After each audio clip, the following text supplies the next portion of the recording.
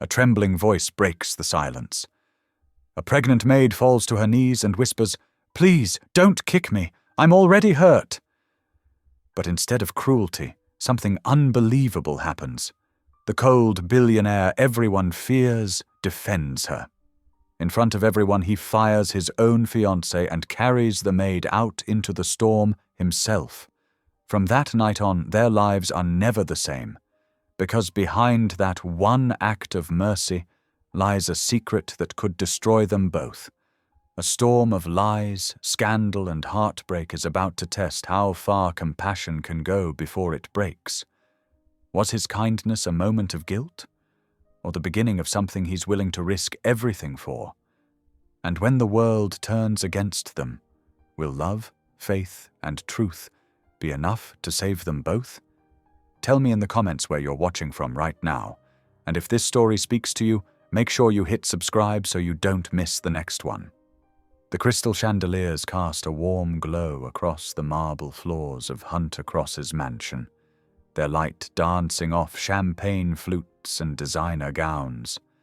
The autumn evening had settled into a comfortable chill outside, but inside, the air buzzed with the quiet energy of Seattle's elite gathering for the annual charity dinner. Amara Johnson moved through the crowd like a shadow, her black uniform helping her blend into the background as she balanced a heavy crystal tray of champagne. Her stomach churned, and she fought to keep her breathing steady as another wave of nausea washed over her. She hadn't been able to keep much down lately, and the long hours on her feet were taking their toll. Just a few more hours, she whispered to herself, weaving between clusters of guests discussing stock portfolios and summer homes. The weight of their wealth pressed down on her shoulders as heavily as the tray in her trembling hands. The magnificent foyer sparkled with decoration. Autumn-themed centerpieces adorned every surface, their rich oranges and deep reds perfectly coordinated with the evening's sophisticated atmosphere. But Amara barely noticed the beauty anymore. Her focus remained on staying upright, on keeping her hands steady despite her exhaustion. A sharp laugh cut through the gentle murmur of conversation. Veronica Blake stood near the grand staircase, commanding attention in a fitted red designer dress that probably cost more than Amara made in a year. Hunter's fiancée held court among a group of admiring guests, her perfectly manicured hand resting possessively on Hunter's arm. Amara tried to skirt around them, but Veronica's voice rang out. "Oh, there you are. We need more champagne over here." Taking a deep breath, Amara turned toward the group. The room seemed to tilt slightly as she approached, and she blinked hard, trying to focus. Just as she extended the tray toward Veronica, a wave of dizziness struck. Her hands trembled violently. The crystal tray slipped. Time seemed to slow as it fell, the champagne flutes toppling like expensive dominoes. The crash echoed through the foyer, silencing all conversation. Glass shattered across the marble floor in a spray of crystal and champagne. Gasps rippled through the crowd. Amara stood frozen, staring at the mess at her feet, her heart pounding so hard she could barely breathe. "You clumsy, worthless girl!" Veronica's voice cracked like a whip in the silence. She stepped forward, her stilettos crunching on broken glass. "I told Hunter we should have hired professional servers, not some worthless servant who can't even stand straight." Amara stumbled backward, her shoes slipping on the wet marble. "I'm sorry," she whispered, her voice breaking. "I'm so sorry. Please don't kick me out. I'm already hurt." The words tumbled out before she could stop them, heavy with the weight of her hidden circumstances. The crowd watched in tense silence, their expressions ranging from pity to disdain. Several people turned to Hunter, expecting him to support his fiancée's outburst. He had been standing quietly, observing the scene with an unreadable expression. Now he stepped forward, his movements deliberate and controlled. But instead of addressing Amara, he turned to Veronica. His voice, when it came, was quiet, but carried clearly through the silent room. "That's enough, Veronica." Veronica blinked, her perfect composure slipping for just a moment.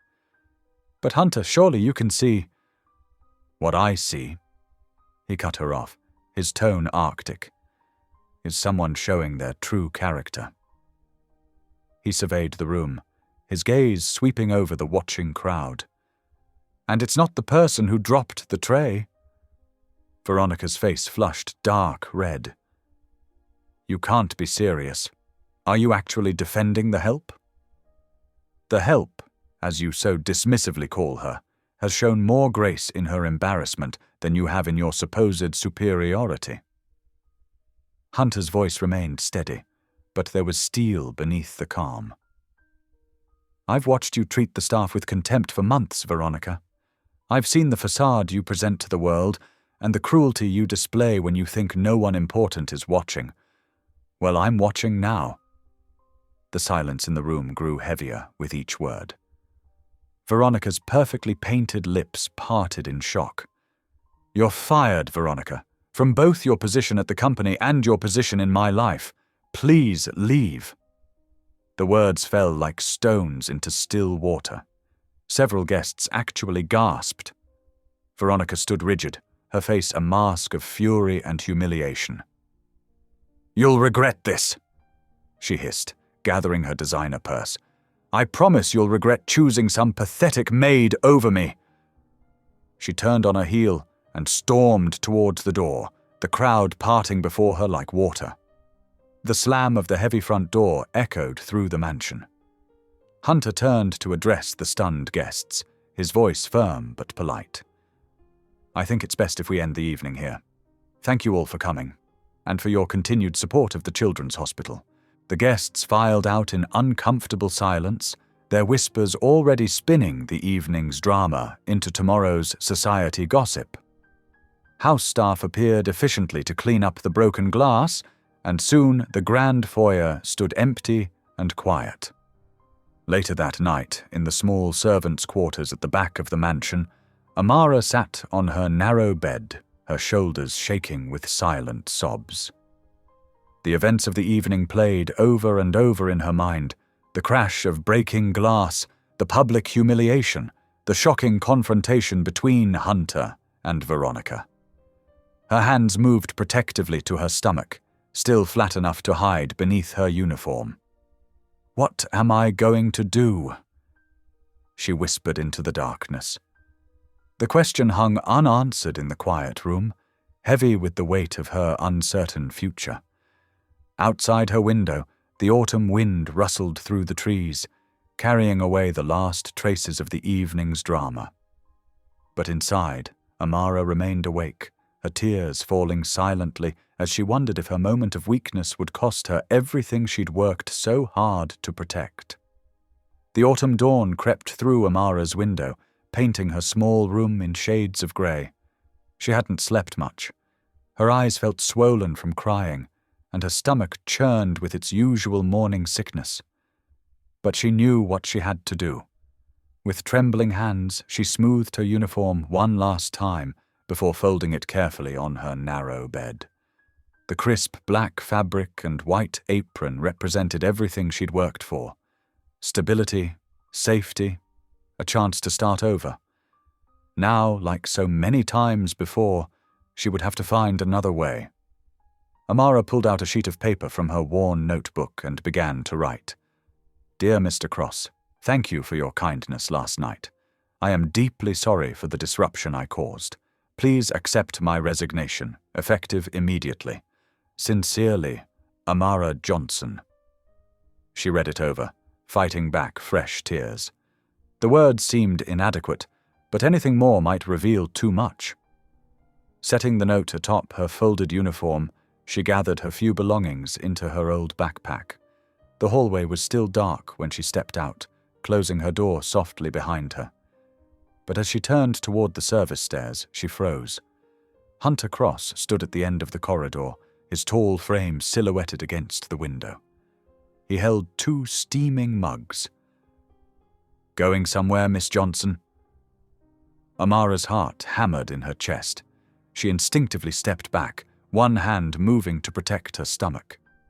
"Mr. Cross, I was just—" "Running away?" His voice was calm, matter-of-fact. He walked toward her, extending one of the mugs. "It's ginger tea. Good for morning sickness." The blood drained from Amara's face. "How did you—" "I overheard what you said last night about being hurt already." He gestured with the mug. "Please, take it." Her hands shook as she accepted the tea. The warmth seeped into her cold fingers, and the spicy scent of ginger helped settle her churning stomach. "Thank you, but I should still go. After last night, you need rest and proper medical care." Hunter's tone turned stern, though his eyes remained kind. "I've already called Dr. Martinez, our house physician. She'll be here at 9 o'clock to check on you." "Mr. Cross, I can't accept—" Amara began, but he cut her off with a raised hand. "This isn't charity, Miss Johnson. It's basic human decency." He paused, something flickering across his usually composed features. "And perhaps it's also my way of making amends for not noticing Veronica's behavior sooner." Amara stared into her tea, overwhelmed by the kindness in his voice. "I'll find a way to repay you. The only repayment I want is for you to take care of yourself and your child." He checked his watch. "Dr. Martinez will see you in my study. Mrs. Darlene will show you there when it's time." Before Amara could respond, he turned and walked away, his footsteps echoing in the quiet hallway. She stood there for a long moment, sipping the tea that somehow tasted of both compassion and confusion. Later that morning, as Amara made her way downstairs, whispers followed her like shadows. The other staff members clustered in corners, their conversations dying when she passed. In the kitchen, she caught fragments of their gossip. Probably planned the whole thing, trying to trap him, just like those girls on television. Each whispered word felt like a small cut. Amara kept her head down, focusing on putting one foot in front of the other. She'd learned long ago that defending herself only made things worse. As she passed the laundry room, a familiar voice called out, "Child, come help me fold these sheets." Mrs. Darlene stood in the doorway, her grey hair neat beneath its cap, her dark face creased with kindness. Amara gratefully slipped into the warm room, breathing in the clean scent of fresh laundry. "Don't you pay those gossips any mind?" Mrs. Darlene said, handing her the corner of a sheet. "They're just scared because kindness makes them uncomfortable, shows up their own meanness, you see." Amara tried to smile, but her lips trembled. "They're right, though, aren't they? I'm just causing trouble, making everything complicated." Mrs. Darlene snapped the sheet with practiced efficiency. "Let me tell you something, child. Sometimes God hides blessings inside humiliation, like a pearl inside an ugly oyster.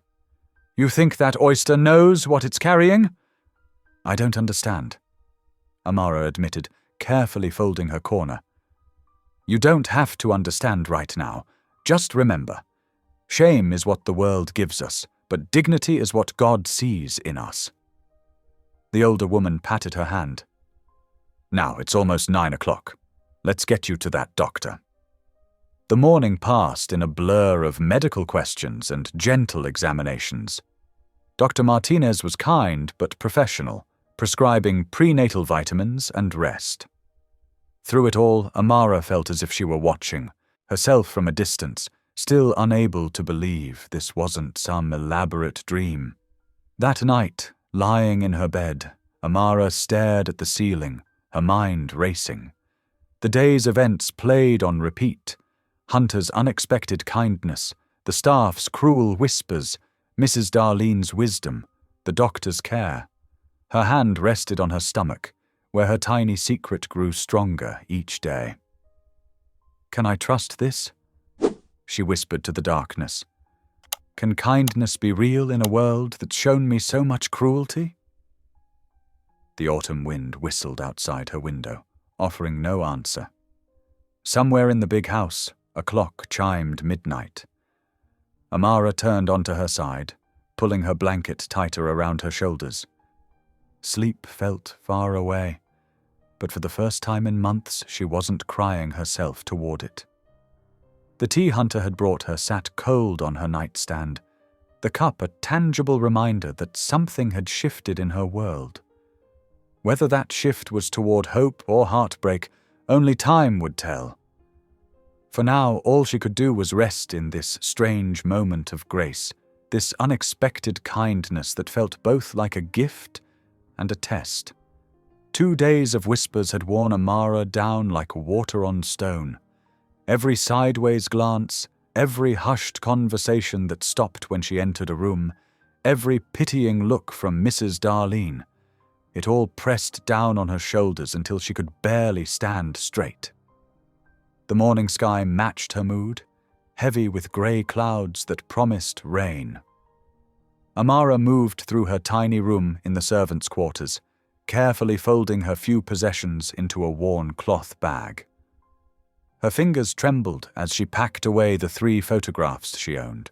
One of her mother, gone 5 years now, one of her father before he'd walked away, and one of herself at graduation, back when she'd believed life would be different. She wrote a note, her handwriting neat despite her shaking hands. "Dear Mr. Cross, thank you for your kindness. I'm sorry, but I can't accept more than I've already taken. Please know how grateful I am." The mansion hummed with breakfast preparations downstairs. Pots clanged in the kitchen, and the smell of coffee drifted up through the old heating vents. Perfect timing. Everyone would be too busy to notice her slip away. Amara shouldered her bag and took one last look at the small room that had been her home for the past 8 months. Then she closed the door quietly behind her and made her way down the back stairs, careful to skip the 3rd step that always creaked. The air outside felt thick and heavy, pressing against her skin like a wet blanket. Thunder growled in the distance as Amara hurried down the service path toward the main gate. Her stomach churned, morning sickness or nerves, she couldn't tell anymore. The first drops of rain began to fall as she reached the elaborate iron gates. Fat, cold drops that seemed to target her specifically, soaking through her thin jacket. Lightning split the sky, so close it made her jump. The thunder that followed shook the ground beneath her feet. Pain knifed through her lower abdomen, sharp and sudden. Amara gasped, doubling over. Her bag slipped from her shoulder, spilling its contents across the wet gravel. Another bolt of lightning illuminated the scene like a cruel spotlight. Her few possessions getting soaked in the mud, her hands clutching her stomach, her face contorted in fear.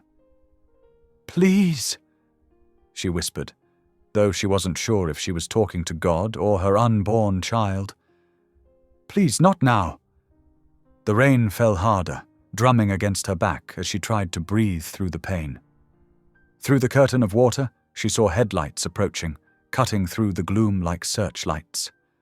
The black SUV pulled up beside her, and before she could move, Hunter Cross was out of the driver's seat, rain plastering his usually perfect hair to his forehead. "Miss Johnson." His voice carried over the storm. "What are you doing out here?" Another wave of pain hit, and Amara's knees buckled. Hunter caught her before she hit the ground, one arm around her waist, the other supporting her shoulders. Without hesitation, he lifted her into his arms. "I'm getting your suit wet," she managed to say, the words barely audible over the rain. "The suit doesn't matter." He carried her to the passenger side of the SUV, somehow managing to open the door while still holding her. "What matters is getting you to a hospital." The drive was a blur of windshield wipers, lightning flashes, and intermittent pain. Hunter drove with one hand on the wheel, the other holding his phone to his ear as he called ahead to the hospital. His voice was calm, but carried an urgency that made Amara's heart race faster. "My wife," she heard him say into the phone, then correct himself. "My employee, She's pregnant and having severe abdominal pain." The emergency room doors opened before Hunter had fully stopped the car. A team with a wheelchair was waiting, and suddenly Amara found herself whisked away under bright fluorescent lights, surrounded by medical terminology she didn't understand. "Early contractions," she heard someone say. "Stress-induced. Need to stabilize. Blood pressure elevated." Through it all, she was aware of Hunter's presence, hovering just outside the treatment area. Every time she caught a glimpse of him between the medical staff, he was pacing, his hands clasped behind his back, his face set in lines of worry. Hours passed in a haze of monitors beeping and medications dripping through IV lines. The contractions slowly eased, but the doctors insisted on keeping her overnight for observation. As darkness fell outside the hospital windows, Amara felt herself drifting in and out of consciousness. During one of her wakeful moments, she heard two nurses talking quietly by the door. "That's Hunter Cross out there." One whispered, "Hasn't left all day." "I remember him from when his wife was here." The other replied, "Such a tragedy." She didn't make it through the delivery. Amara's heart clenched at the words. She'd heard rumors about Hunter's past, but having it confirmed made her see his vigil in a new light. He wasn't just being kind to an employee, he was facing his own ghosts in this hospital corridor. When she next opened her eyes, the room was dark, except for the soft glow of monitors. And there, in the uncomfortable hospital chair beside her bed, sat Hunter Cross. His tie was loosened, his jacket draped over the chair back, his head tilted at an angle that would surely hurt in the morning. But he was there, steady and present, even in sleep. Amara felt tears well up in her eyes. She hadn't prayed properly in months, too angry at God for all the hardships, too ashamed of her circumstances. But now, looking at this unexpected guardian angel in a rumpled business suit, words of gratitude rose naturally to her lips. "Thank you," she whispered, both to God and to the sleeping man beside her. "Thank you for not letting me fall." The monitors beeped softly in the darkness. Outside, the storm had passed, leaving behind a clean, quiet night. Amara closed her eyes, feeling truly safe for the first time in longer than she could remember. Hunter shifted in his sleep, his hand unconsciously moving closer to her bed, as if reaching out to protect her even in his dreams. In that moment, Amara realized that sometimes help comes not in the way we expect, but in the way we need, even if that help wears an expensive suit and carries the weight of his own past sorrows. Morning sunlight filtered through the hospital room's blinds, casting warm stripes across Amara's bed. She woke to find Hunter gone from his chair, though his jacket still hung over the back. Her muscles ached from the stress of yesterday, but the sharp pains had subsided. A nurse bustled in, her shoes squeaking against the polished floor. "Good morning, Miss Johnson. How are you feeling?" "Better," Amara said, trying to sit up straighter. "When can I be discharged?" "You're all set to go. Mr. Cross already handled the paperwork and billing this morning." Amara's heart dropped. "He what?" "Oh yes, took care of everything first thing. Such a gentleman." The nurse helped Amara sit up fully and handed her a small stack of papers. "Here are your discharge instructions and prescriptions." Hunter returned just then, carrying 2 paper cups of coffee. He'd clearly gone home to change. His suit was fresh, his hair neatly combed. "I thought you might need this," he said, offering her one of the cups. "Mr. Cross, I can't let you pay for my hospital stay. It's too much." Amara's voice shook slightly. Hunter pulled up his chair and sat, his expression serious. "Miss Johnson, Amara, please listen. What you did yesterday, trying to leave quietly to spare everyone trouble, it reminded me of something I'd forgotten." "What's that?" she asked softly. "Compassion. Real compassion, Not the kind that comes with tax write-offs and charity galas. He took a slow sip of his coffee. My wife Catherine had that same quality. She'd give her last dollar to help someone, never thinking twice about herself. Amara watched his face soften at the memory. Still, I need to repay you somehow. Actually, I have a proposition. Hunter set his coffee aside. I own a lake house about an hour from here. It's peaceful, private, and honestly, it's just sitting empty most of the time. I'd like you to stay there until you're fully recovered. Mr. Cross, I couldn't possibly. The doctor said you need rest and zero stress for at least 2 weeks. His tone was gentle but firm. The mansion staff will only cause you more anxiety right now. The lake house is the perfect solution. Amara looked down at her hands, wrestling with her pride. The offer was incredibly generous, but accepting felt like admitting defeat somehow. Tell you what, Hunter continued. Think about it while we get your things packed. Mrs. Darlene offered to help. As if on cue, Mrs. Darlene appeared in the doorway, her warm presence filling the sterile hospital room. There's my girl, she said, coming over to give Amara a careful hug. Lord works in mysterious ways, doesn't he? While Hunter stepped out to handle the discharge paperwork, Mrs. Darlene helped Amara change into fresh clothes she'd brought from the mansion. I don't know what to do, Amara confessed as she buttoned her blouse. It feels wrong to accept so much help. Mrs. Darlene's hands stilled as she folded Amara's hospital gown. Child, let me tell you something. When 2 paths cross unexpectedly, especially in times of trouble, that's not coincidence. That's divine intervention. You really think so? I've been watching Mr. Cross these past few years, seeing him close himself off more and more after losing Catherine. Mrs. Darlene's voice was thoughtful. But yesterday, when he carried you in from that rain, that was the first time I've seen real life in his eyes since she passed. Amara thought about Hunter's quiet vigil by her bedside. He's been very kind. There's something divine in this crossing of paths. Mrs. Darlene said firmly, Don't let pride stand in the way of God's planning. The drive to the lake house was quiet, with Hunter respectfully giving Amara space to rest.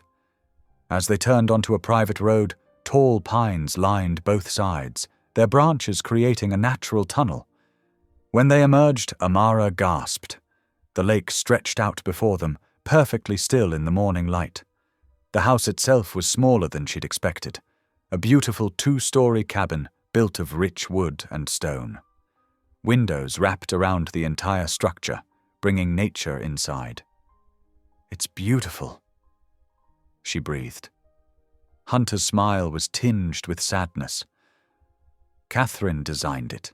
She wanted a place where you could feel at peace just by looking out the window. Inside, the house was simply but elegantly furnished. Natural light poured in from every direction, and the scent of pine permeated the air. In the corner of the main room stood a baby grand piano, its polished surface reflecting the lake view. That was Catherine's too, Hunter said quietly. I haven't had the heart to play it since. Amara moved toward the instrument, drawn by its presence. Without thinking, she began to hum softly. Amazing Grace, the hymn her grandmother had taught her years ago. Hunter stood very still, listening. After a moment, he walked over and sat on the piano bench, leaving space beside him. Amara carefully sat down, continuing to hum the familiar melody. The notes floated in the sunlit room, mingling with dust motes and lake reflections. Neither spoke. They didn't need to. In that moment, they were united in understanding what it meant to lose something precious, and what it meant to find unexpected hope in the midst of loss. Amara's hand rested lightly on her stomach, protecting the new life growing there. Beside her, Hunter's shoulders had relaxed slightly, as if some invisible burden had lightened. Through the windows, the lake shimmered with possibility, reflecting back the fragile beauty of second chances. Mrs. Darlene's words echoed in Amara's mind. Something divine in this crossing of paths.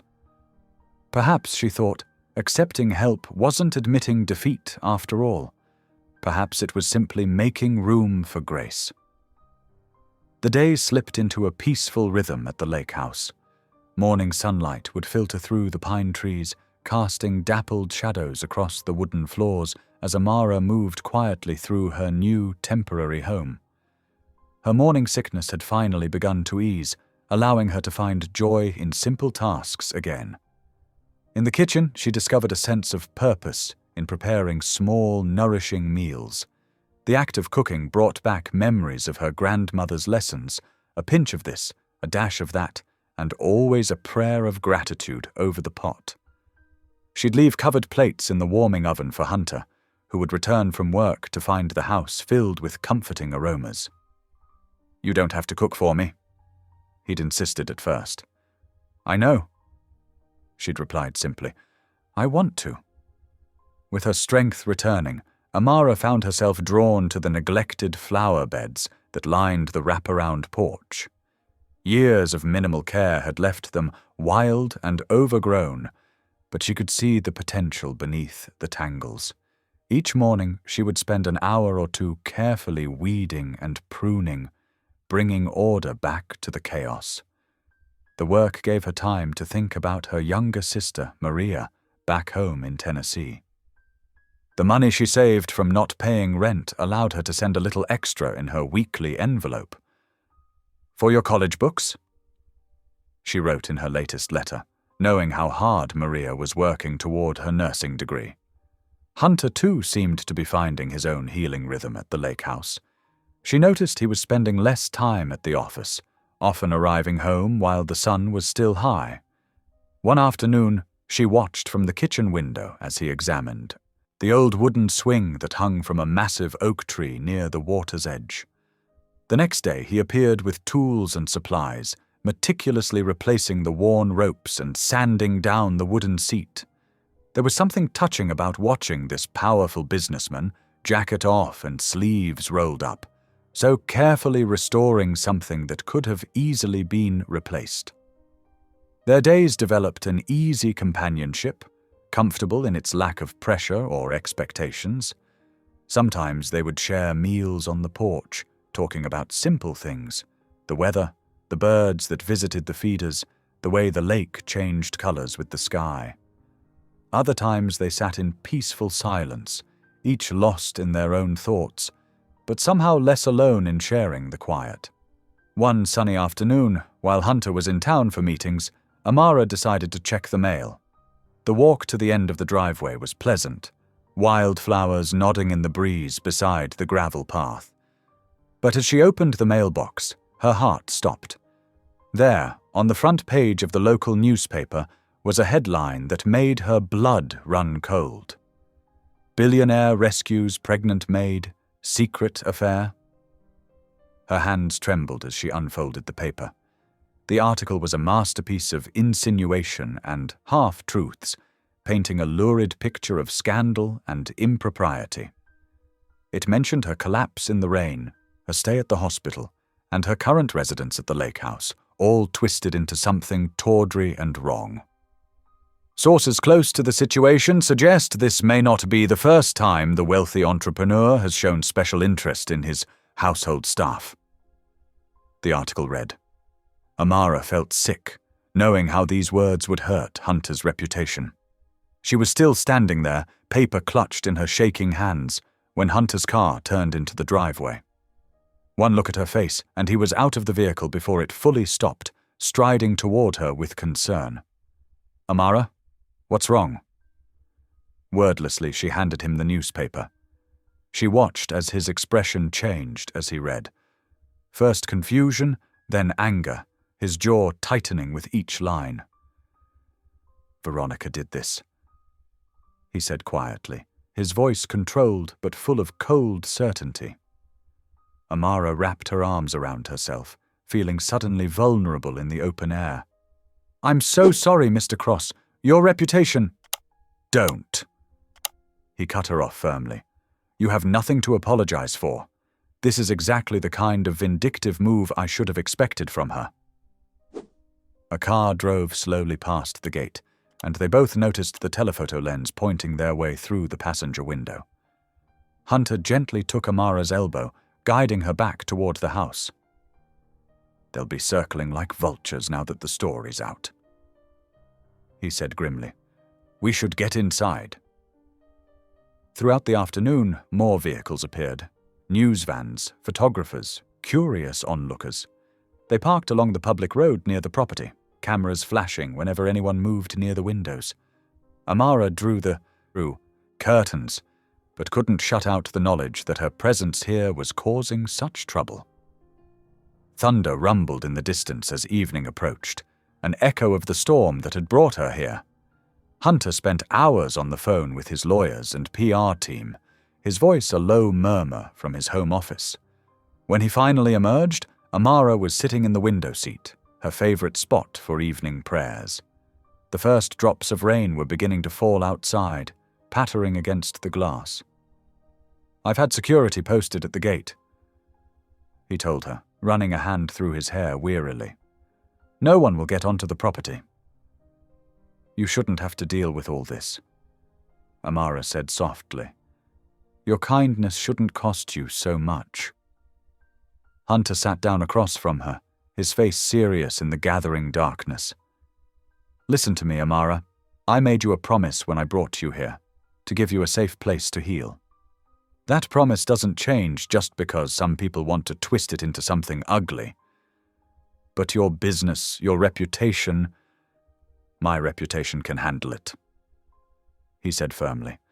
I've weathered worse storms than this.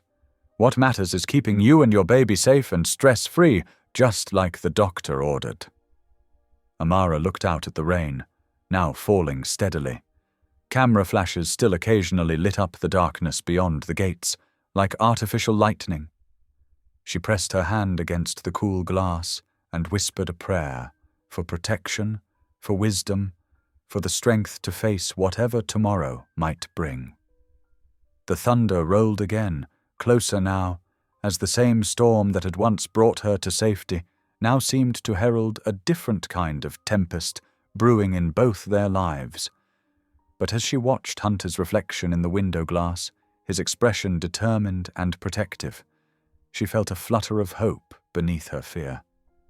Whatever came next, she wasn't facing it alone. Dawn broke over the lake house with an unwelcome chorus of camera shutters and shouting voices. Amara peered through a gap in the curtains, her heart sinking at the sight below. The peaceful sanctuary of yesterday had transformed into a media circus overnight. Dozens of reporters and photographers crowded the mansion gates, their equipment glinting in the early morning sun. News vans lined the street, satellite dishes pointed skyward like metal flowers seeking light. Every few seconds, another flash went off as someone spotted movement behind the windows. Don't torture yourself watching them. Hunter's voice came from behind her. He stood in the doorway, already dressed in a crisp navy suit, holding 2 steaming coffee mugs. Dark circles under his eyes suggested he'd barely slept. I brought you decaf, he said, attempting a smile as he handed her one of the mugs. Though I'm thinking we both could use something stronger to face this circus. Amara accepted the coffee gratefully, wrapping her hands around its warmth. How bad is it? Hunter's attempt at humor faded. It's extensive. Every major news outlet, tabloid, and gossip blog has picked up the story. My PR team has been working all night. As if on cue, his phone buzzed. He glanced at it and sighed. They're issuing an official statement within the hour, denying the affair allegations and requesting privacy. Will that help? Amara asked softly. Honestly, it'll probably make things worse. Denials usually do. They just make people dig deeper. A commotion outside drew their attention. A new wave of excitement rippled through the crowd as a sleek black car pulled up. Through the gates, they could see Veronica Blake emerging, immaculately dressed and wearing large designer sunglasses. Camera flashes exploded around her as she paused, playing to her audience. Hunter's jaw tightened. Right on schedule. They watched as Veronica held an impromptu press conference, her voice carrying faintly through the windows. She touched her heart dramatically, speaking with practiced vulnerability about her betrayal and heartbreak.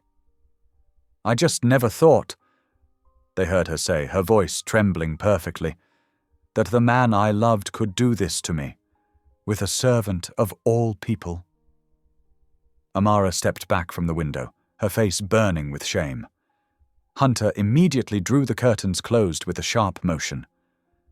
I'm so sorry, she whispered. This is all my fault.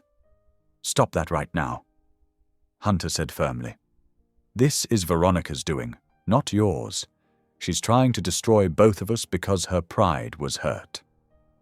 Throughout the day, the siege continued. Hunter's phone rang constantly with calls from business partners, board members, and concerned friends. Each time he answered, his voice grew more strained, though he maintained his composure. Amara felt like a prisoner in a gilded cage. Every window seemed to hide a camera lens. Every shadow could be someone trying to catch a glimpse of the pregnant maid who had allegedly seduced one of the country's most eligible bachelors. By evening, social media was ablaze with hashtags and theories. Online forums dissected every detail of Hunter's past, Amara's background, and Veronica's exclusive interviews. The story had taken on a life of its own, far beyond their control. Hunter ordered dinner delivered by his most trusted security team, but neither of them had much appetite. They sat in the living room, the TV muted but still showing news coverage of their scandal. I should leave, Amara said suddenly. Find somewhere else to stay until this dies down. Absolutely not, Hunter replied without hesitation. That's exactly what Veronica wants, to drive you away, to make you feel ashamed for accepting help. I won't let her win. His phone buzzed again. This time, when he looked at it, all the color drained from his face. Hunter? Amara asked worriedly. What is it? He set the phone down carefully, as if it might shatter. They're running a story comparing this to what happened with Lila. The silence that followed was heavy with unspoken pain. Amara knew very little about Hunter's late wife, only that her death had left deep scars. Hunter stood abruptly and walked to the window, his back rigid with tension. For a long moment, he just stared out into the darkness. When he finally spoke, his voice was rough with emotion. Lila she was everything good in my life. Pure light. But the media, they couldn't leave us alone. Every event, every decision, every minor detail of our lives became public property. He pressed his forehead against the cool glass. When she got pregnant, we were so happy. But the pressure, the constant scrutiny. She was working on a huge charity project with me, and the press started claiming I was pushing her too hard, endangering her health with my ambition. Amara sat very still, hardly daring to breathe as Hunter continued. She lost the baby in her 4th month. The headlines were brutal. Billionaire's drive costs unborn child. Ambitious husband to blame. They printed lies about how I'd forced her to attend meetings instead of resting, how I'd chosen profit over her health. His voice broke. She never blamed me, but I never forgave myself. 6 months later, when she died giving birth to our 2nd child, that child died too. I shut down completely, buried myself in work, kept everyone at arm's length. Amara rose quietly and crossed the room to stand beside him. Without a word, she placed her hand gently over his where it rested against the window frame. Then maybe this time, she said softly, forgiveness has come back for you. Hunter turned to look at her, his eyes bright with unshed tears. In that moment, they were just two broken people who understood each other's pain, the weight of judgment, the sting of public shame, the scars that never quite healed. They stood together in comfortable silence, watching the distant camera flashes like fireflies in the darkness, each finding unexpected solace in the other's presence. The morning sun painted long shadows across the winding country road as Hunter's SUV turned onto a gravel driveway. Amara watched through the window as weathered fence posts rolled by, their peeling white paint catching the light like old bones. "Where are we?" she asked softly, taking in the sweeping fields dotted with wildflowers. Hunter's hands relaxed slightly on the steering wheel. "My childhood home, or what's left of it." The vehicle crested a gentle hill, revealing a 2-story farmhouse standing proud against the sky. Though time had worn away its former glory, Amara could see the bones of something beautiful beneath the faded siding and sagging porch. "It's been empty for 15 years, Hunter explained, parking beneath an ancient oak tree. "After my parents passed, I couldn't bring myself to sell it, but I couldn't stay here either." They stepped out into the crisp morning air. Tall grass swayed around their ankles as they made their way towards the house. Amara noticed Hunter's expression soften as he looked up at the building's weathered face. "I've been thinking about this place lately," he said, his voice thoughtful, "about what it could become." He led her up the creaking porch steps and through the front door. Inside, sunlight streamed through dusty windows, illuminating hardwood floors that had once gleamed.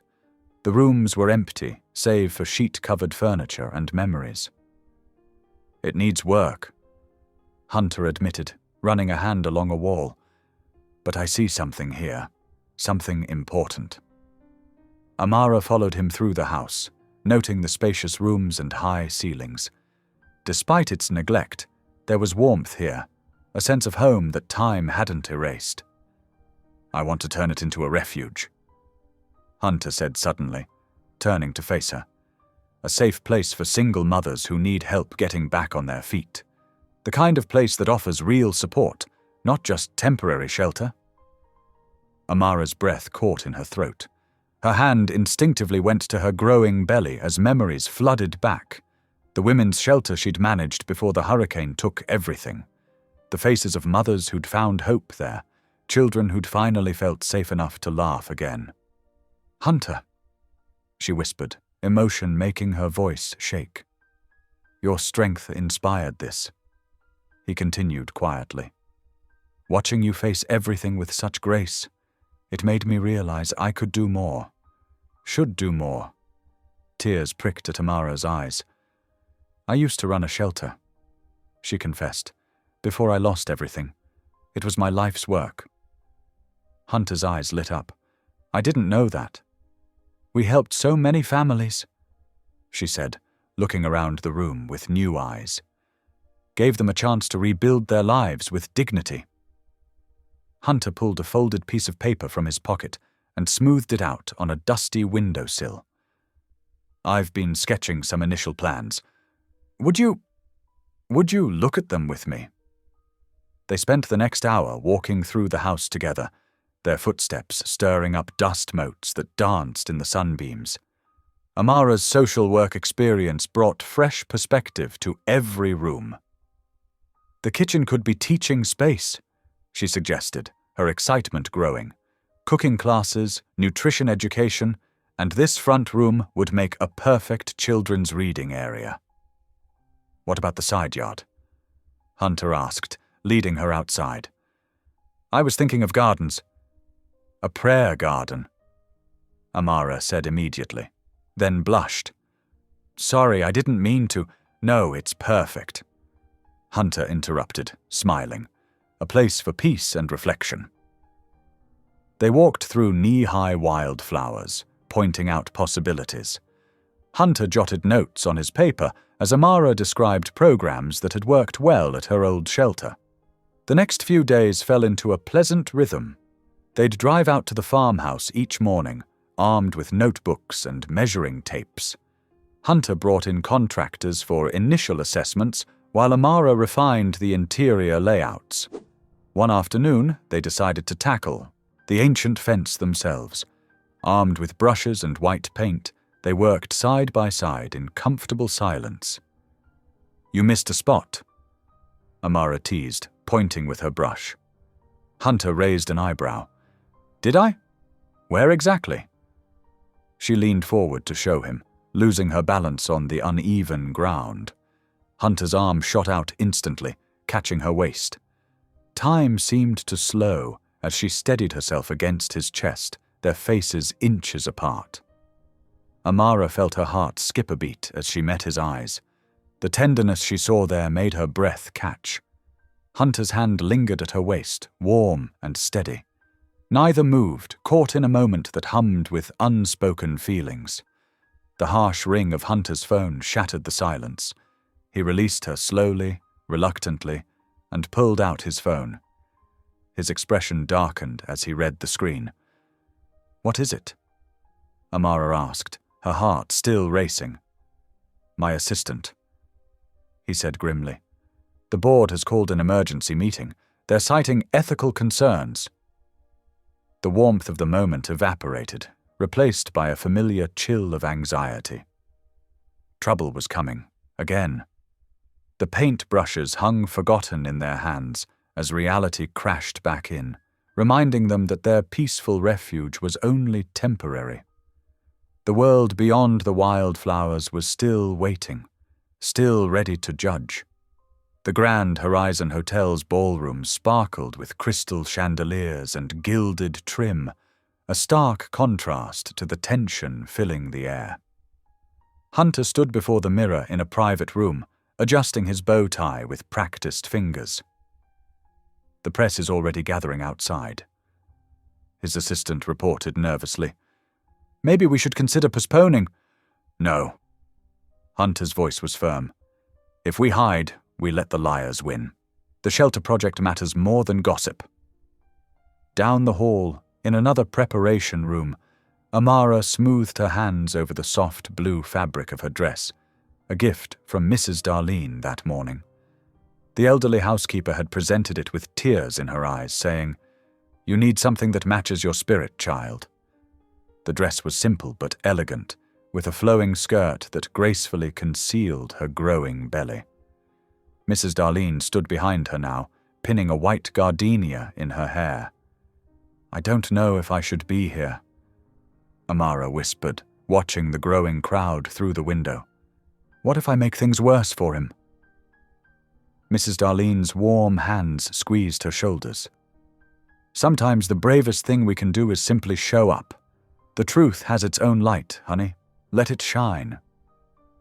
The ballroom filled quickly with Atlanta's elite, business leaders, politicians, and philanthropists. Whispers followed every movement as Hunter greeted guests with his usual composure. When Amara entered, the whispers grew louder, but she held her head high, remembering Mrs. Darlene's words. Hunter's eyes found her immediately. His expression softened as he crossed the room to meet her. "You look beautiful," he said quietly, offering his arm. "Thank you for wanting me here," she replied, accepting his support, both literally and figuratively. The evening proceeded with careful formality. Dinner served on fine china, polite conversation masking curiosity. At precisely 8 o'clock, Hunter approached the podium. The room fell silent. "Good evening," he began, his voice strong and clear. "We're here tonight to discuss second chances, about seeing value in what others overlook." He paused, scanning the room. "The Cross Foundation's new Women's Shelter project represents more than just charitable giving. It represents hope. And I stand here tonight humbled to announce that this vision came from an extraordinary woman, someone who showed me what true grace looks like in the face of adversity." Murmurs rippled through the crowd as Hunter continued. "Amara Johnson worked in social services before circumstances brought her to my household. Her strength, Her unwavering compassion and her dignity in the face of cruel judgment inspired this project. She reminded me that real change starts with seeing people, truly seeing them. Tears gathered in Amara's eyes as Hunter gestured for her to join him. Her legs felt weak as she walked to the podium, but his steady hand at her elbow gave her courage.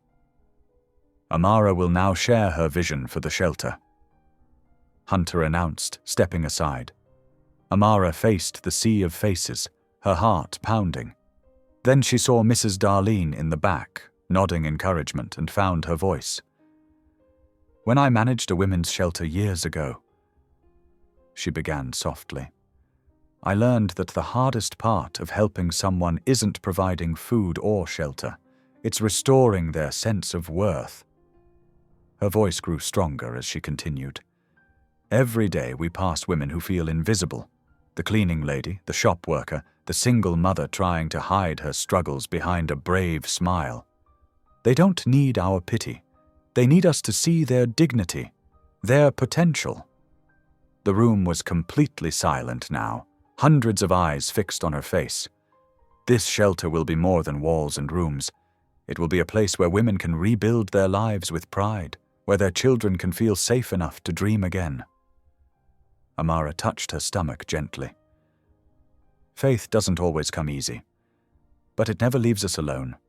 Sometimes it arrives in unexpected moments, through unexpected people, reminding us that grace is still possible. The silence held for a heartbeat after she finished. Then applause erupted, genuine, enthusiastic applause. Several women wiped tears from their eyes. Even the most skeptical faces had softened. Camera flashes captured the moment as Hunter returned to the podium, his hand finding hers naturally. For one shining evening, their truth outshone the lies. The planned shelter received more pledges than they'd hoped for, with several prominent women offering to join the board. Later, as they walked to the car under the stars, Hunter kept hold of Amara's hand. "You were amazing tonight," he said softly. "We both were," she replied, squeezing his fingers. Neither noticed the photographer hidden in the shadows, his camera capturing their linked hands and intimate smiles. The moment of triumph would be brief. The next morning's headlines screamed across every tabloid, "Billionaire's secret romance exposed. Hand-holding proves ongoing affair with pregnant maid." The photo was everywhere, their clasped hands, their tender expressions caught in the hotel's golden light. What had felt like victory now looked like scandal preserved in print. The morning after the gala brought no peace. Hunter sat in his home office, staring at his phone as it buzzed relentlessly with messages from board members, investors, and reporters. Each notification felt like another nail in a coffin he hadn't meant to build. "Sir," his assistant's voice crackled through the intercom, "the board is requesting an emergency meeting at 10 o'clock. Hunter rubbed his temples. "Tell them I'll be there." The drive to his corporate headquarters felt longer than usual. Security had to clear a path through the crowd of reporters, shoving microphones and cameras at his car windows. Inside the building, whispers followed him down hallways where people used to greet him warmly. The boardroom was silent when he entered. 12 faces watched him take his seat, their expressions ranging from disappointment to barely concealed anger. Marcus Wheeler, the head of the board, spoke first. "Hunter, we've known each other for 15 years. I attended your wedding to Lila. I stood by you through her loss. But this..." He slid several tabloids across the polished table. "This is destroying everything you've built." The headlines screamed in bold text. "Cross Enterprises CEO's scandalous affair" and "Pregnant maid seduces billionaire." Beneath them were the photos from the gala, but also new ones, clearly edited images showing Hunter entering what appeared to be Amara's quarters late at night. "These are fake," Hunter said firmly, his jaw tight. "Veronica Blake is behind this. It doesn't matter who's behind it." Another board member cut in. The damage is done. 3 major investors pulled out this morning. Our stock has dropped 12%. The shelter project sponsors are backing away. Marcus leaned forward. We need you to step down temporarily, Hunter, just until this blows over. Hunter's hands clenched under the table. You want me to abandon ship because of lies? We want you to protect what you've built. Marcus replied. Take a leave of absence. Let things cool down. The meeting lasted another hour, but the decision was made. By afternoon, news outlets were reporting Hunter's temporary resignation. Veronica Blake appeared on a popular talk show, tears in her eyes as she described finding evidence of the affair months ago. When Hunter returned to the lake house, he found Amara in the garden, her face pale with worry. I saw the news, she said softly. I'm so sorry, Hunter. This is all my fault. He shook his head, taking her hands in his. No, this is Veronica's fault, and I won't let her destroy you too. But your company can survive without me for a while. He looked at her intently. But you need to leave town, Amara, at least until this dies down. Her eyes widened. Leave? No, I won't run away. We can fight this together. Tell the truth. The truth doesn't matter right now, Hunter said gently. They'll twist everything we say. Those photos may be fake, but they're convincing. The media is like sharks with blood in the water, and they'll tear you apart if you stay. Tears filled Amara's eyes. But what about the shelter project? What about everything we planned? It will wait. Right now, I need to know you and your baby are safe. His voice cracked slightly. I can't watch another woman I care about be destroyed by lies and public cruelty. Not again. Amara saw the pain in his eyes, understanding he was thinking of Lila. She wanted to argue more, but the desperation in his voice stopped her. This wasn't just about protecting her. It was about his own healing too. That night, she sat on the edge of her bed, watching moonlight dance across the lake's surface. The water seemed to hold all her questions, all her unspoken feelings.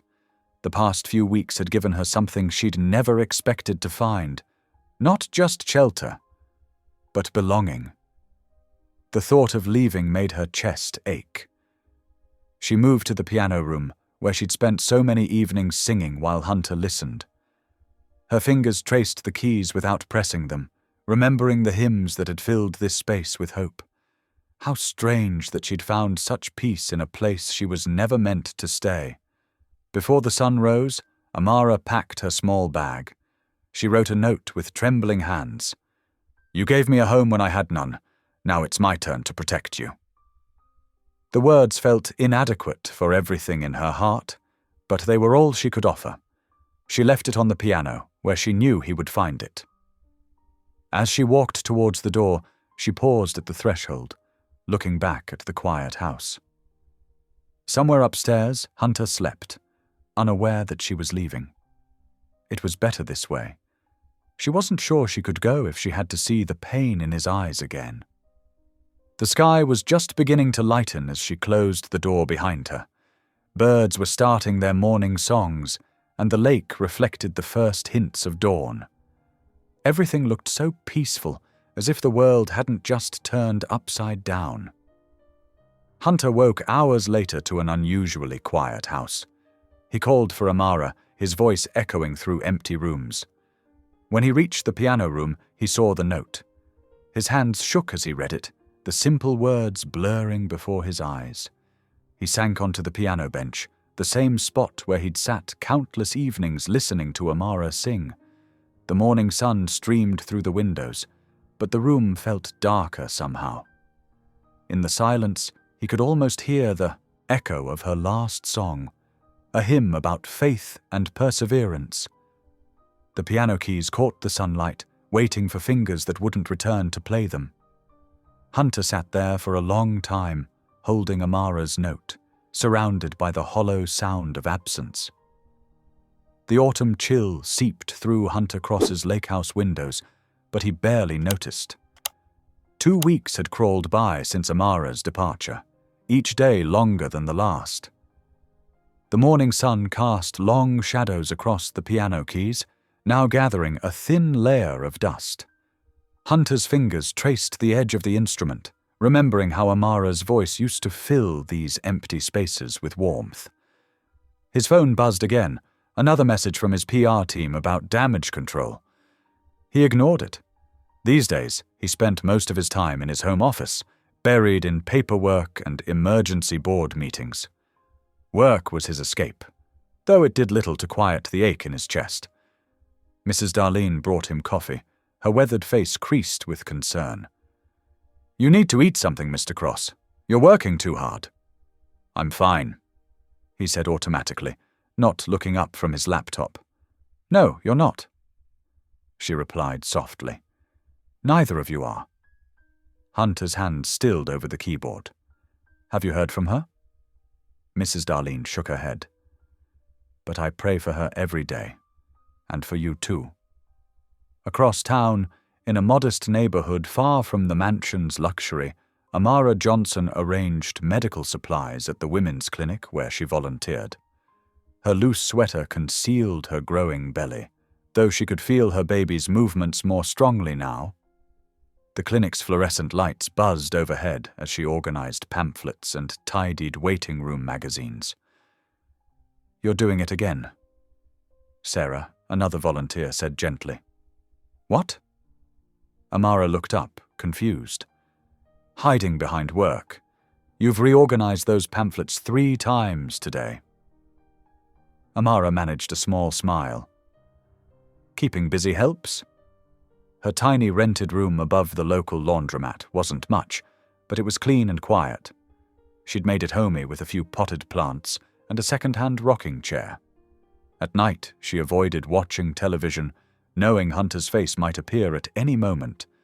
But she couldn't help checking news websites, her heart heavy as she watched his company's stock prices fall. Meanwhile, cracks began appearing in Veronica's carefully constructed lies. An anonymous source contacted several major news outlets, suggesting that the compromising photos had been doctored. Digital forensics experts pointed out inconsistencies in the lighting and shadows. But the damage to Hunter's reputation was already done. His temporary resignation had become indefinite, and several major investors had pulled out of upcoming projects. One rainy evening, as Amara folded laundry in her room, the television in the laundromat below caught her attention. Hunter's voice drifted up through the thin floors. She crept downstairs, drawn despite herself. There he stood on the screen, looking, exhausted but determined. Dark circles shadowed his eyes, his normally pristine suit slightly rumpled.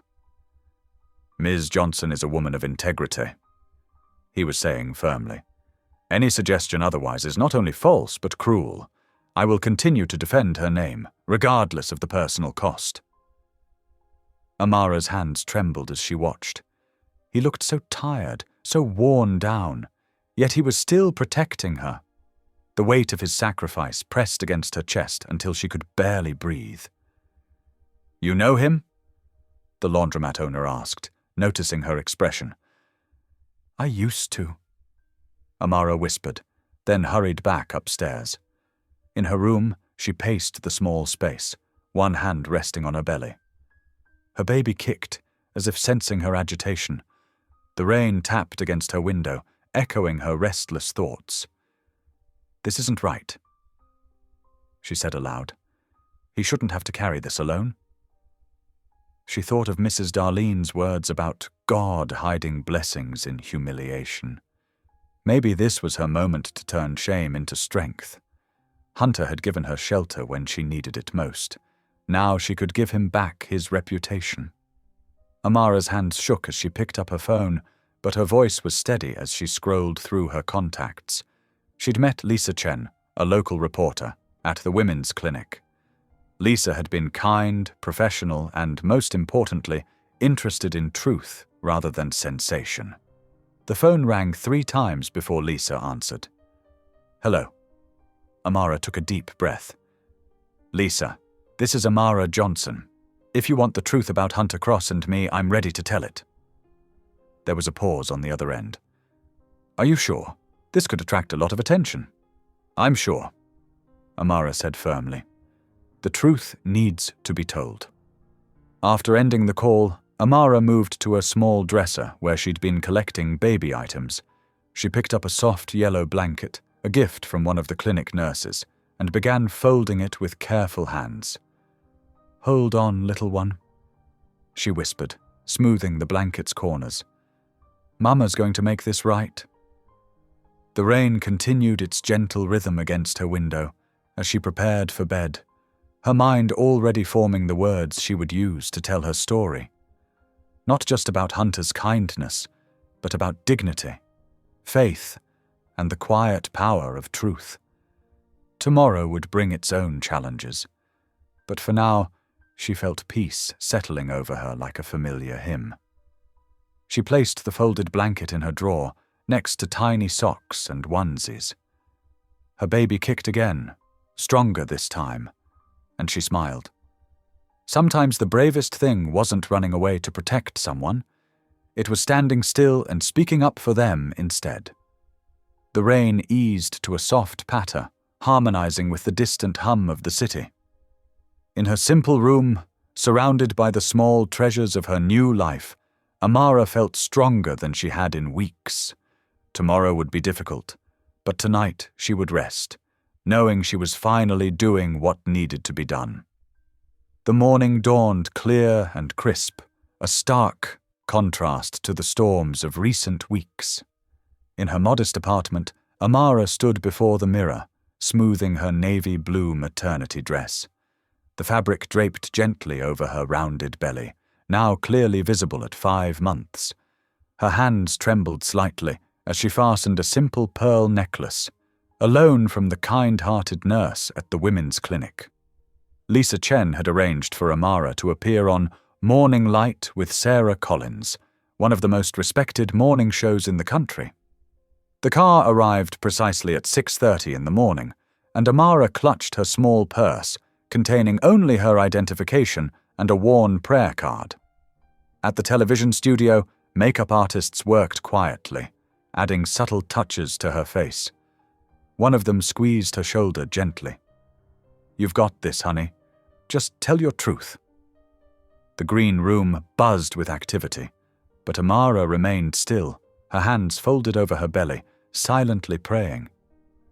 When a production assistant called her name, she rose with quiet dignity, following him through the maze of corridors. The studio lights were bright, almost blinding, but Sarah Collins' warm smile put her at ease. The veteran broadcaster had a reputation for fairness and compassion. "We're live in 5, 4, 3.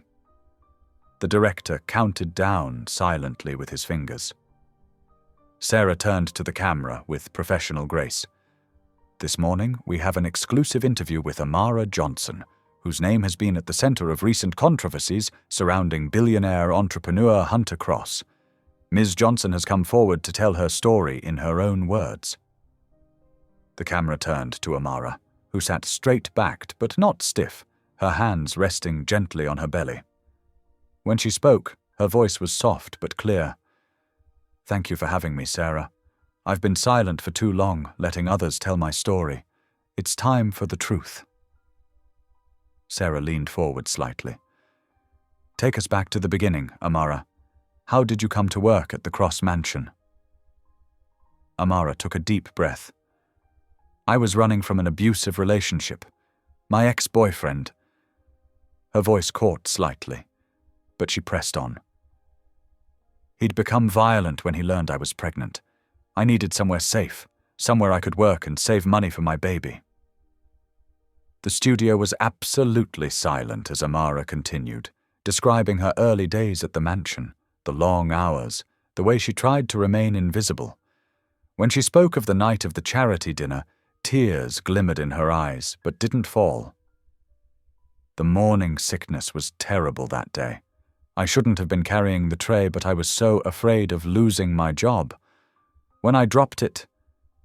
She paused, remembering. "Ms. Blake, Veronica, she saw an opportunity to humiliate me. She called me worthless, suggested I was drunk. But Mr. Cross, Hunter, he saw the truth. Sarah's own eyes had grown moist. And that's when he fired Veronica Blake? Yes. Amara nodded. He didn't know I was pregnant then. He just knew someone was being cruel to a person who couldn't defend themselves. That's who he really is. Someone who protects the vulnerable. As Amara recounted the following days, her collapse in the rain, Hunter's rescue, the shelter at the lake house, the studio crew had stopped pretending to be busy. Everyone was watching, transfixed by her quiet dignity. He never touched me inappropriately, Amara stated firmly, her voice stronger now. He never made advances or suggested anything improper. He gave me a safe place to stay when I had nowhere else to go. The photos Ms. Blake released were manipulated. The timestamps were altered. Sarah nodded. We've had digital experts examine those photos. They found evidence of tampering. He never wronged me, Amara said, and now her voice did tremble with emotion. He saved me. He saved my baby. And in return, his reputation was destroyed by lies. The interview continued as Amara described the Women's Shelter Project, her voice brightening as she spoke of Hunter's vision to help other women in crisis. When she mentioned Mrs. Darlene's wisdom and support, her smile was genuine. Sarah dabbed at her eyes with a tissue. Your strength is remarkable, Amara. What made you decide to come forward now? Because sometimes staying silent to protect someone actually hurts them more, Amara replied. Hunter Cross lost so much trying to protect me. It was time for me to protect him with the truth. As the segment ended, Sarah reached over and squeezed Amara's hand. Thank you for your courage in sharing your story with us today. The impact was immediate. Before Amara had even left the studio, social media was ablaze with support. Istand with Amara began trending, followed quickly by Hunter Cross Hero. Clips from the interview were shared thousands of times within hours. Throughout the day, more voices joined the chorus. Former staff members from the mansion came forward, confirming Amara's account of events. The head chef described Hunter's quiet generosity toward all his employees. The gardener shared stories of Amara's gentle presence and work ethic. But it was Mrs. Darlene's appearance on an afternoon news show that truly turned the tide. The elderly housekeeper sat regally in her church clothes, her grey hair perfectly arranged, as she spoke with maternal authority. I've worked for the Cross family for 20 years, she stated firmly. I know goodness when I see it, and both Amara Johnson and Hunter Cross have it in abundance. That young woman has been through more than most could bear, but she never lost her faith or her dignity. And Mr. Cross? He did exactly what a Christian gentleman should do. He helped someone in need, regardless of the cost to himself. In his office, Hunter sat alone, watching the coverage unfold on multiple screens. His assistant had cancelled all his meetings, understanding the importance of this day. As he watched Amara tell their story, saw the genuine emotion in her eyes, his own filled with tears, when she said, "He never wronged me. He saved me." Hunter lowered his head, his shoulders shaking slightly. "Thank you, Lord," he whispered, his voice rough with emotion. "Thank you for sending her." For the first time in weeks, the weight of scandal and accusation began to lift from his shoulders. The truth, spoken in Amara's gentle voice, was finally being heard. As the sun set over the city, Hunter remained in his office, watching the story spread, watching truth triumph over lies, watching grace overcome scandal. 3 days after Amara's television appearance, the truth emerged like sunrise after a long night. Digital forensics experts hired by the network released their findings in a detailed report. The photographs Veronica had leaked, supposedly showing late-night encounters between Hunter and Amara, had been skillfully manipulated. Timestamps had been altered, shadows adjusted, and contexts completely fabricated. The evidence was damning. Email trails revealed coordination between Veronica's public relations team and certain tabloid editors. They had orchestrated the entire scandal, timing releases for maximum damage to Hunter's reputation. Hunter sat in his office, reading the report for the third time. His hands trembled slightly as he turned the pages, not from anger, but from a profound sense of vindication. His assistant, Jenny, knocked softly before entering with a stack of newspapers. "Sir, every major outlet is covering the story," she said, laying them on his desk. "The board members who pushed for your resignation are calling to apologize." Hunter nodded, his eyes scanning the headlines. "Cross-vindicated, scandal photos proven fake, Blake PR team caught in manipulation scandal, Billionaire's ex-fiancée behind smear campaign." Outside his office building, reporters clustered like moths around a flame, waiting for Veronica Blake to emerge from her downtown publicity firm. When she finally appeared, her usual polish had cracked. Her designer suit was slightly wrinkled. Her makeup couldn't quite hide the darkness under her eyes. "Ms. Blake, what's your response to the forensics report? Did you personally approve the photo manipulation? Will you apologize to Mr. Cross and Ms. Johnson?" Veronica tried to push through the crowd, but the questions kept coming.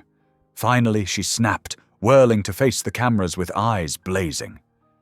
"He threw away a diamond for a servant!" she snarled, her voice sharp with contempt. "I gave him class, connections, everything he needed. And he chose that. That nothing!" The moment the words left her mouth, Veronica seemed to realize her mistake. But it was too late. Cameras captured every syllable, every twist of disdain on her face. Within hours, the clip went viral, drawing widespread condemnation. Social media exploded with support for Amara. People shared their own stories of workplace discrimination, of overcoming classism, of finding dignity in honest work. The very cruelty of... Veronica's words had transformed Amara into a symbol of grace under pressure. As evening approached, rain began falling over the city. Hunter left his office early, declining his driver's offer to take him home. Instead, he drove himself to a modest neighborhood across town where small houses stood close together and children's bicycles lay trusted on front lawns. He parked his car at the corner and walked the last block, letting the rain soak through his expensive suit. The droplets mixed with streetlight created halos around the house numbers until he found the one he was looking for, 212. A small window glowed warm yellow against the grey evening. Hunter stood on the sidewalk, water running down his face, suddenly uncertain. What if she didn't want to see him? What if she'd moved on, preferring the quiet life she'd built here? What if... Before he could finish the thought, the front door opened. Amara stood in the doorway, one hand resting on her rounded belly, her face soft with knowing. Somehow she had sensed he would come.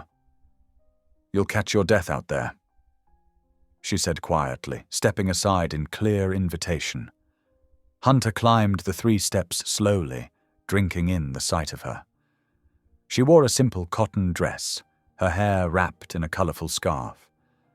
Her pregnancy had progressed beautifully. She seemed to glow from within. Inside, her small apartment was neat and warm, filled with the scent of herbs and fresh bread. A few second-hand furniture pieces had been arranged with care. On one wall hung a cross with a Bible verse written beneath it. "Be strong and courageous. Do not be afraid. Do not be discouraged, for the Lord your God will be with you wherever you go." "Let me get you a towel," Amara said, but Hunter gently caught her hand. "Thank you," he said, his voice rough with emotion. "What you did, going public like that, I know how hard it must have been." Amara squeezed his hand. "You believed in me when no one else did. You gave me shelter when I had nothing. The truth was the least I could give in return." She led him to a small kitchen table where a kettle was already warming.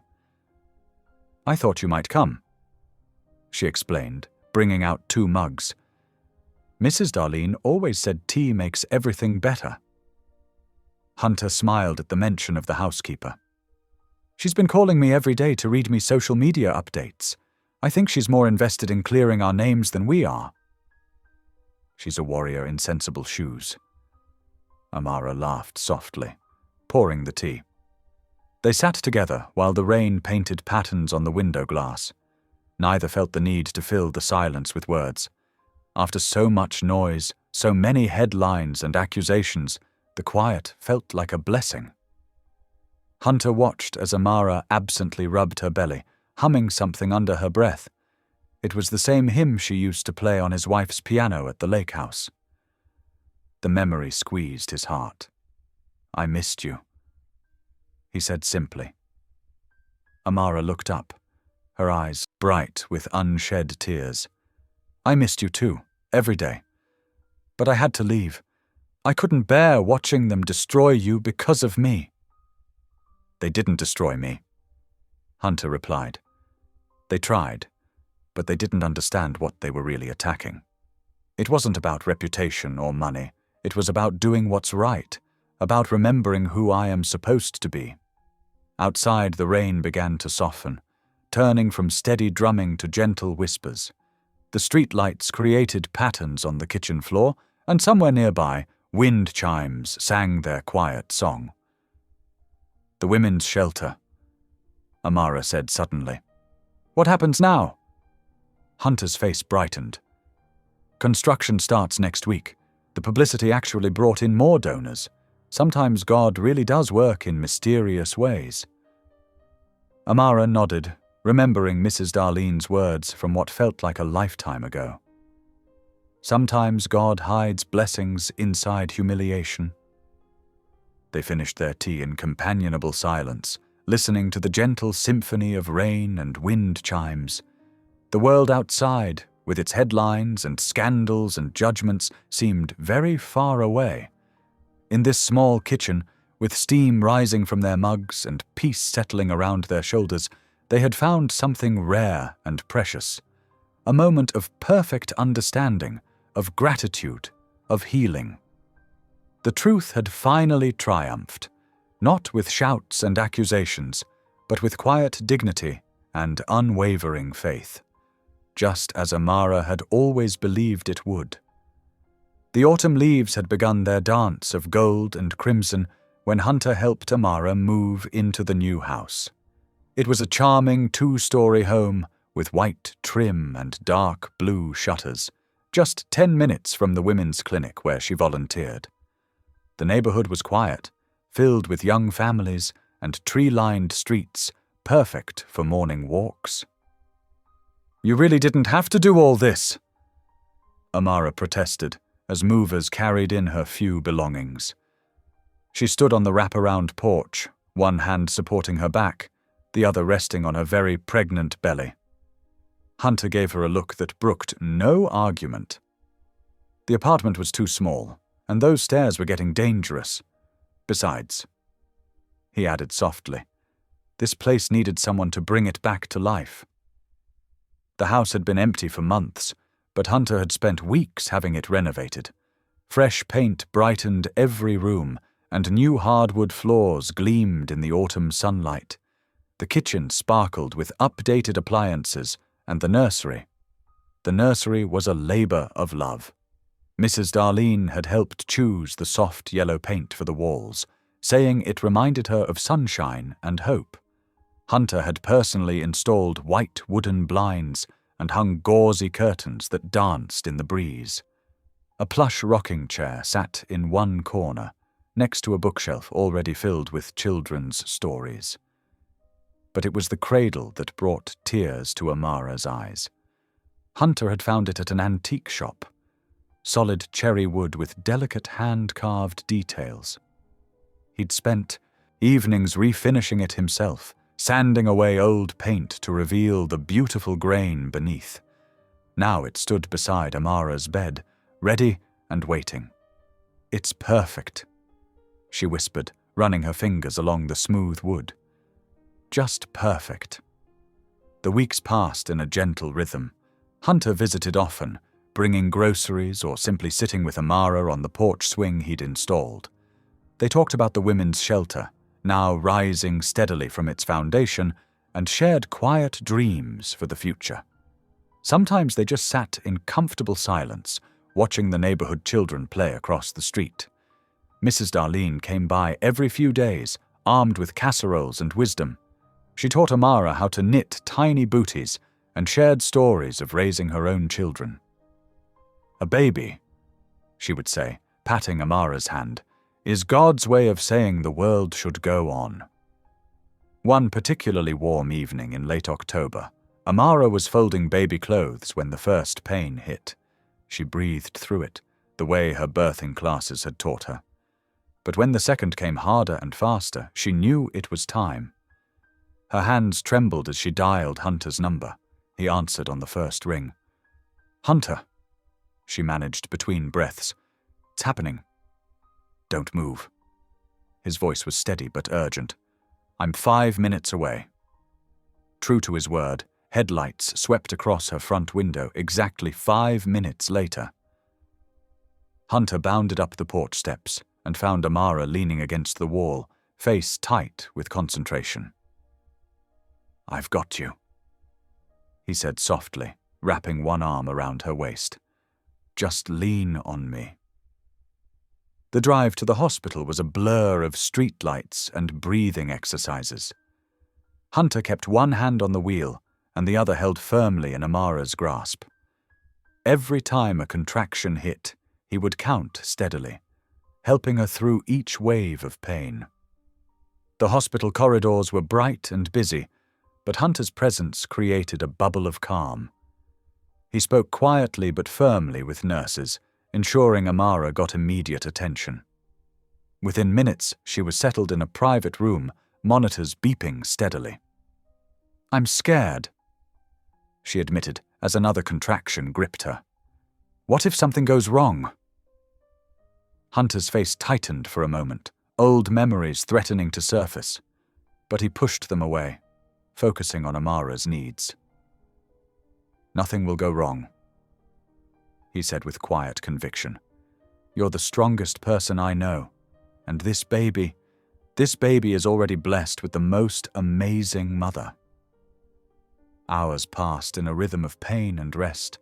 Hunter never left Amara's side, wiping her forehead with cool cloths, feeding her ice chips, and murmuring encouragement. When things got intense, he held her hand and prayed with her, their voices joining in whispered faith. Near midnight, the doctor announced it was time. Amara's eyes went wide with fear and determination. Hunter positioned himself behind her, supporting her back, his strength flowing into her. "You can do this," he whispered. "We're right here, with you." The next 30 minutes were a symphony of effort and encouragement. Amara's face shone with sweat and tears as she worked to bring her child into the world. Hunter's voice remained steady, counting breaths, offering strength. And then, cutting through the tension like a shaft of sunlight, came the strong, clear cry of a newborn baby. "It's a girl," the doctor announced, holding up a tiny, perfect being with curls of dark hair. Tears streamed down Amara's face as they placed the baby on her chest. "Hello, my love," she whispered. "Hello, Faith." Hunter's breath caught. "Faith?" Amara looked up at him, her eyes bright with joy and exhaustion. "Faith, because she's what kept me alive. Through everything, every dark night, every moment of doubt, Faith carried me through. And now here she is, my living, breathing Faith." The nurses cleaned and wrapped the baby before bringing her back. Hunter stood watching, his heart so full it ached as Amara cradled her daughter. Then, with gentle hands, she held Faith out to him. "Would you like to hold her?" Hunter's hands trembled as he took the tiny bundle. Faith's eyes opened, deep brown like her mother's, and seemed to look straight into his soul. Tears he couldn't hold back tracked down his face.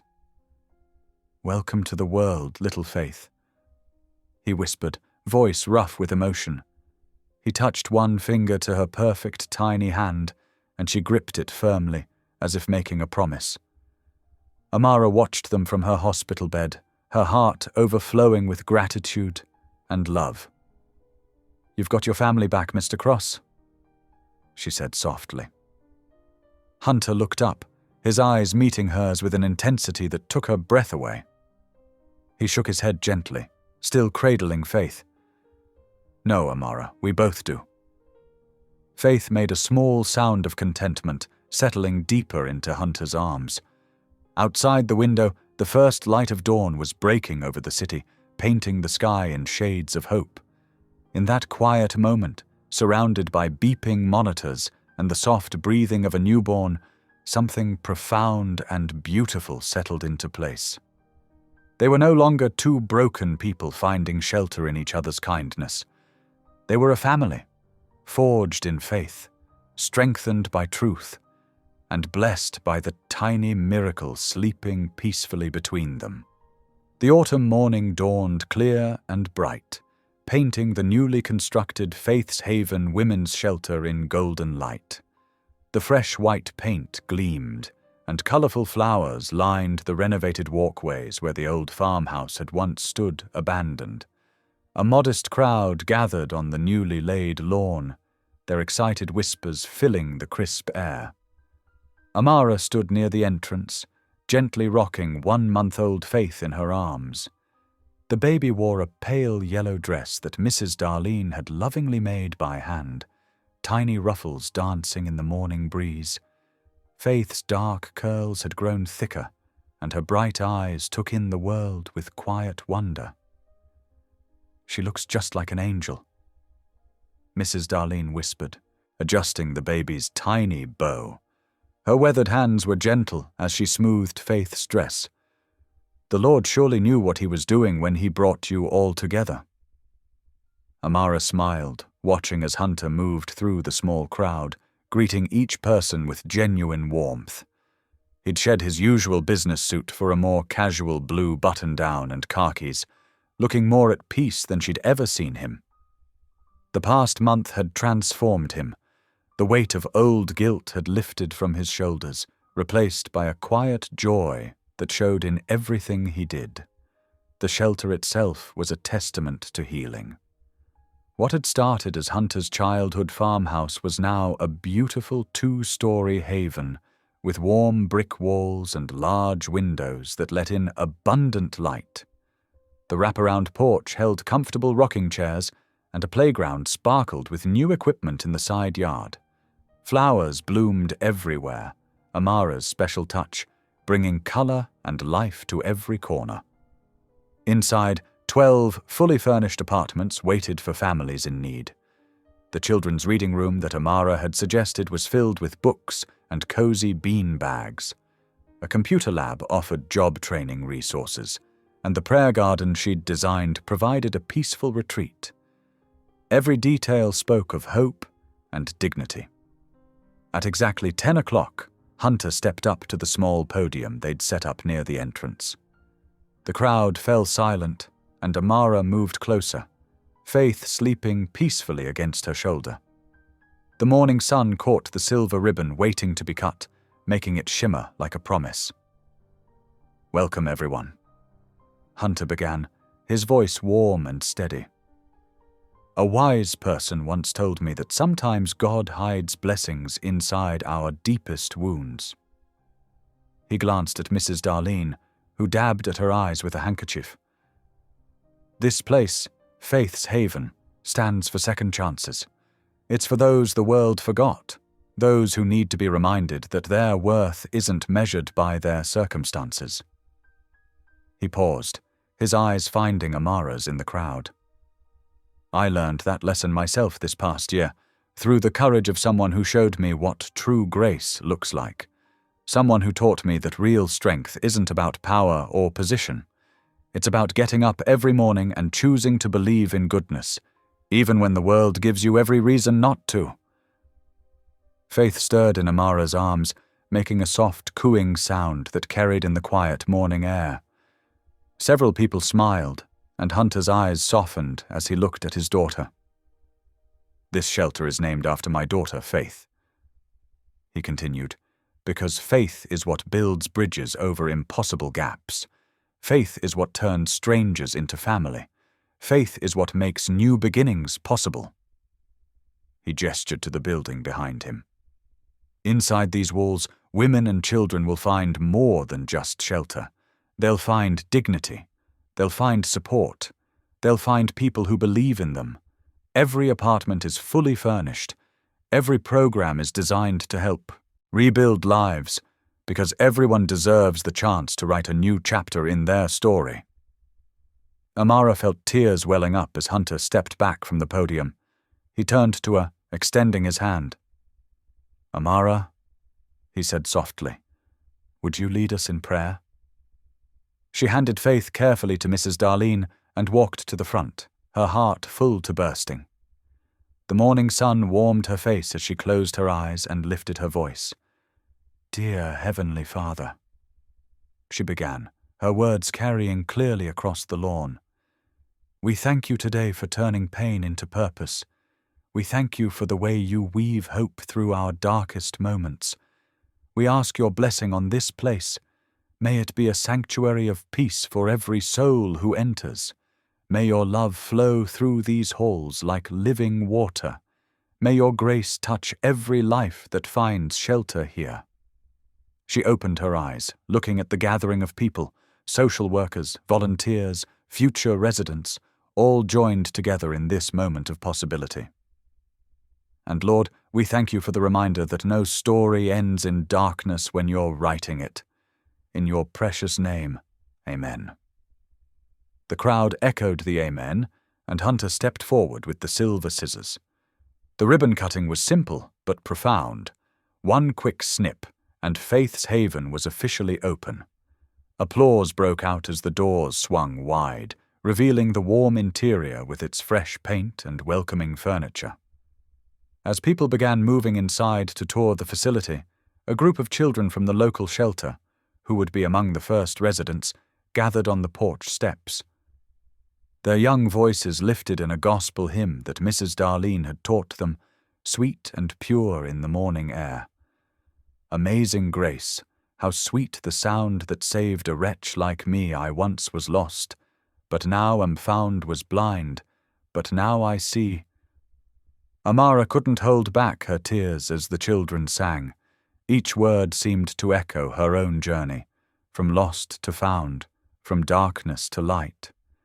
She felt a gentle touch on her arm and turned to find Hunter standing beside her, his own eyes bright with emotion. He didn't speak, just nodded quietly, a wordless understanding passing between them. In that nod was every unspoken promise that the past was behind them, that grace had indeed had the final word, that their shared journey had led them exactly where they were meant to be. Mrs. Darlene approached, still holding Faith, who had awakened and was watching the singing children with wide, wondering eyes. "Look at that," Mrs. Darlene said softly. "She's already singing in her heart." Hunter took his daughter gently, cradling her close as the morning sun painted them all in gold. The children's voices soared higher, carrying their song of amazing grace into the perfect autumn sky.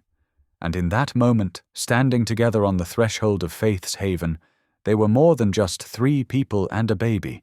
They were living proof that love could build bridges, that truth could heal wounds, and that faith could, indeed, move mountains. The gospel hymn floated on the breeze, blessing every corner of the property with its message of redemption and hope.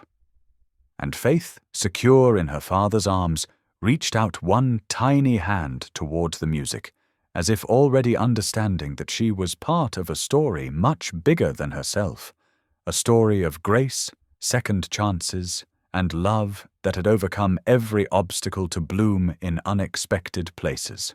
The late afternoon sun painted long shadows across the freshly mowed lawn of Faith's Haven as the last guests departed.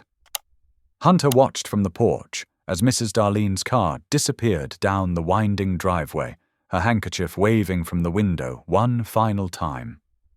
The day's excitement had settled into a peaceful quiet, broken only by bird song and the gentle rustle of leaves.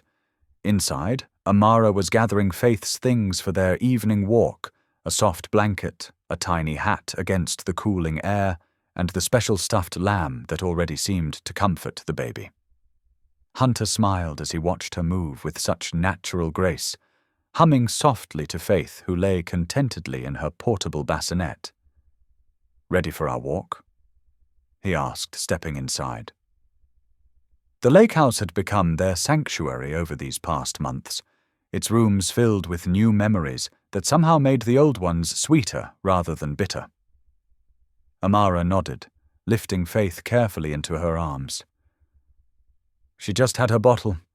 Perfect timing for a sunset stroll. They made their way down the familiar path to the lake, their footsteps falling into an easy rhythm. The water stretched before them like polished glass, reflecting the evening sky in brilliant golds and roses.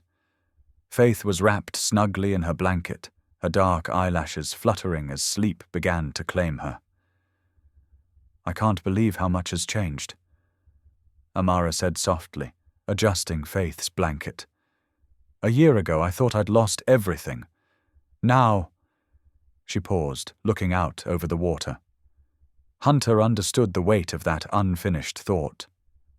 "Now we have everything that matters," he completed gently. They walked in comfortable silence for a while, their shoulders occasionally brushing. The path curved around a stand of old oak trees, their branches creating delicate patterns against the sunset sky. "You know what I was thinking about during the ceremony today?" Hunter asked, his voice thoughtful. "All those empty rooms in Faith's Haven, they're not really empty at all. They're full of possibility. Every bed, every cradle. They're waiting to hold someone's fresh start." Amara smiled, the expression reaching her eyes. "Like mine was? When you gave me a chance?" "That was different," Hunter said, stopping to face her. "You gave me something far more valuable than I ever gave you." "What's that?" "Hope." His voice grew softer. "After Lila died, I thought that part of my life was over. The part where joy feels natural, where love doesn't carry grief's shadow.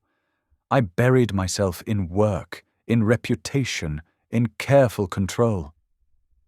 He reached out to touch Faith's cheek as she slept. "I never believed I'd feel peace again." Amara shifted Faith gently in her arms, her eyes meeting Hunter's. "But you do now?" "Yes," he said simply, "because you showed me that healing doesn't replace love. It expands it, makes room for more without diminishing what came before." They resumed walking, the lake's edge guiding their path. A family of ducks glided past, creating gentle ripples in the golden water. "We'll teach her that," Amara said, looking down at Faith. "And all the children who come through Faith's Haven. That kindness matters more than power. That grace is stronger than judgment." Hunter nodded, his hand finding the small of her back as they walked. "They'll learn from the best. You've lived it." The sun was settling lower now, casting long fingers of light across the water. Faith stirred slightly, making those small, contented sounds that never failed to melt their hearts. "Sometimes," Amara whispered, leaning against Hunter's shoulder, "I think God sends storms just to wash our hearts clean." Her voice held both memory and gratitude. All those dark days, they were preparing us for this light. The wind stirred the trees softly, carrying the scent of pine and late summer flowers. Above them, the first stars were beginning to appear in the deepening blue of twilight. Faith sighed in her sleep, her tiny fingers curled around the edge of her blanket. They turned back towards the lake house, walking slowly, savoring the peace of the moment. The porch light had automatically clicked on, casting a warm glow that seemed to welcome them home. Hunter thought about all the evenings ahead, quiet moments like this, watching Faith grow, building their shared dream of helping others find their way back to hope.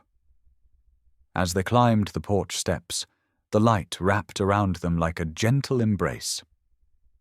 Through the windows, Hunter could see the piano where Amara had first sung, the couch where they'd planned Faith's haven, the corner where Faith's bassinet now stood.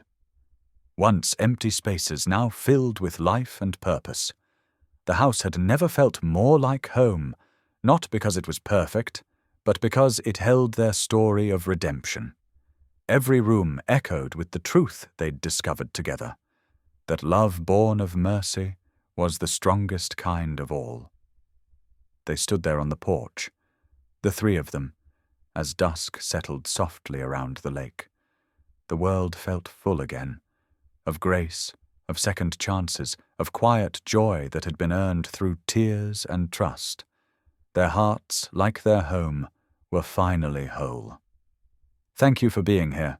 If something in this story stayed with you, I'd love to see you again. Subscribe, and tomorrow I'll bring you another story crafted with heart.